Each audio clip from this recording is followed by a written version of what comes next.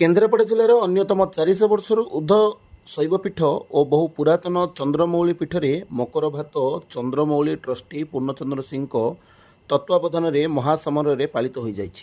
କାର୍ଯ୍ୟକ୍ରମରେ କେନ୍ଦ୍ରାପଡ଼ା ପ୍ରକାନ୍ତ ସାଂସଦ ଅର୍ଚ୍ଚନା ନାୟକ, ରାଜନଗର ବିଧାୟକ ଧ୍ରୁବ ସାହୁ, ରାଜ୍ୟ ବିଜେପି କାର୍ଯ୍ୟକାରିଣୀ ସଭ୍ୟ ତଥା ବିଜେପି ବିଧାୟକ ପ୍ରାର୍ଥୀ ଲଳିତ ବେହେରା, ଅଧ୍ୟକ୍ଷ ପ୍ରଦ୍ୟୁମ୍ନ ସାମନ୍ତରାୟ, ପୌର ପରିଷଦର ଅଧ୍ୟକ୍ଷ ହେମନ୍ତ ସାହୁ, ଗ୍ରାମାଞ୍ଚଳ ଥାନା ଅଧିକାରୀ ଶ୍ରୀକାନ୍ତ କୁମାର ବାରିକ, ଉତିଗଣ ସ୍ୱାଭିମାନ ମଞ୍ଚର ସଂଯୋଜକ ସମାଜସେବୀ Nalinikanta Swain, 17 number zone BJP ମଣ୍ଡଳ ସଭାପତି ତଥା ସାଂସଦଙ୍କର ପ୍ରତିନିଧି ସ୍ୱାଗତ ଦାସ, 17 ନମ୍ବର ଜିଲ୍ଲା ପରିଷଦ ରଞ୍ଜନ ବିଶ୍ୱାଳ, ଚନ୍ଦନନଗର ସେବା ସମାୟତ ସମିତିର ସଭାପତି ସୁରେଶ ଚନ୍ଦ୍ର ପଣ୍ଡା, ଯୁବନେତା ଜ୍ୟୋତିପ୍ରକାଶ ପ୍ରଧାନ, 18 ନମ୍ବର ଯୁବନେତା ପିଣ୍ଟୁ ଦାସ, ସମୀର ପ୍ରଧାନ, ଚନ୍ଦନନଗର ସରପଞ୍ଚ ବିନୋଦ ସେଠୀ, ସମିତି ସଭ୍ୟ ମାନସ ମଲ୍ଲିକ, ପ୍ରକାନ୍ତ ସରପଞ୍ଚ ଦେବେନ୍ଦ୍ର ଦାସ, ଲକ୍ଷ୍ମୀପ୍ରିୟା ଘଡ଼ାଇ, ପ୍ରଭାତ ପ୍ରଧାନ, ଯୁବନେତା ଜଗନ୍ନାଥ ମହାପାତ୍ର, ଶଶିକାନ୍ତ ପଣ୍ଡା ସମେତ କେନ୍ଦ୍ରାପଡ଼ାର ବିଭିନ୍ନ ଅଞ୍ଚଳରୁ ବହୁ ଭକ୍ତ ଶ୍ରଦ୍ଧାଳୁ ସାମିଲ ହୋଇଥିଲେ।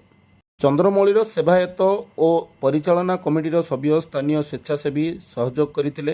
ସେହିଭଳି ସାଇ ମନ୍ଦିର ଓ ତଳବଡ଼ରେ ବାସୁଦେବ ଯଜ୍ଞରେ ଭକ୍ତମାନେ ପ୍ରଭୁ କୃପା ଲାଭ କରିଥିଲେ।